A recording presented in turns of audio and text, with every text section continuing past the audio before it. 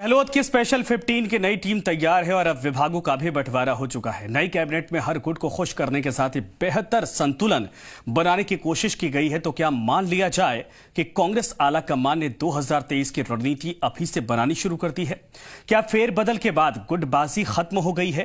क्योंकि फेरबदल के बाद कांग्रेस के भीतर से और निर्दलीय विधायकों को जिस तरीके से विरोध के स्वर उनके उठ रहे हैं, उससे नई टीम पर सवाल उठने लाजमी है। एक नेता ने सीधे सरकार से सवाल पूछ लिया कि मंत्री बनने के लिए आखिर योग्यता क्या होनी चाहिए, बताएं।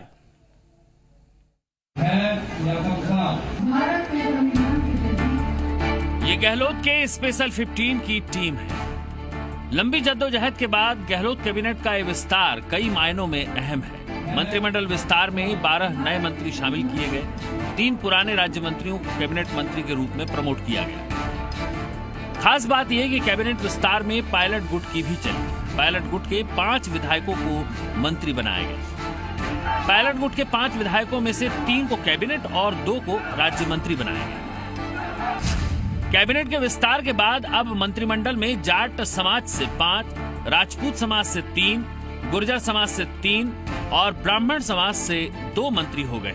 वहीं मुस्लिम समुदाय से भी 2 मंत्री मंत्रिमंडल में शामिल किए गए हैं, जबकि वैश्य समुदाय से 3 और एससी वर्ग से 4 मंत्री और एसटी वर्ग से मंत्रिमंडल में अब 5 मंत्री शामिल हो गए हैं।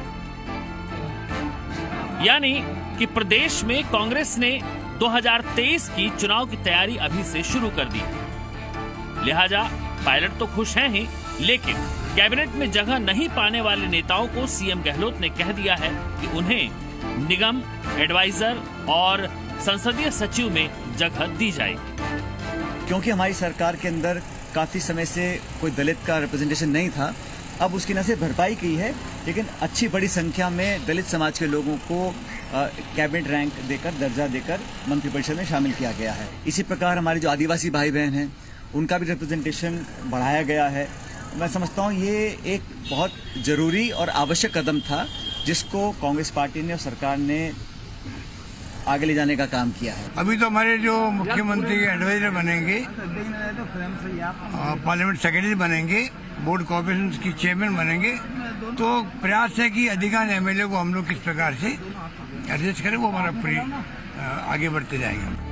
कांग्रेस आला कमान ने मंत्रिमंडल विस्तार में तमाम वर्ग के प्रतिनिधियों को शामिल कर ये संकेत देने की भले ही कोशिश की है कि कांग्रेस में कोई गुटबाजी नहीं है, लेकिन बीएसपी से कांग्रेस में शामिल हुए विधायकों और निर्दलीय विधायकों को मंत्रिमंडल में कम भागीदारी से विरोध के स्वर भी तेज हो रहे हैं। विधायक जोहरी लाल मीणा ने टीकाराम जूली को कैबिनेट में शामिल करने का विरोध किया, तो वहीं मुख्यमंत्री अशोक गहलोत के नवनियुक्त सलाहकार रामकेश मीणा ने तो यहां तक आरोप लगा दिया कि पायलट ने आला कमान को गुमराह किया, जिसकी वजह से निर्दलियों को उचित जगह नहीं मिल पाई। यही वजह है कि बीजेपी को अब सरकार पर निशाना साधने का मौका मिल गया है।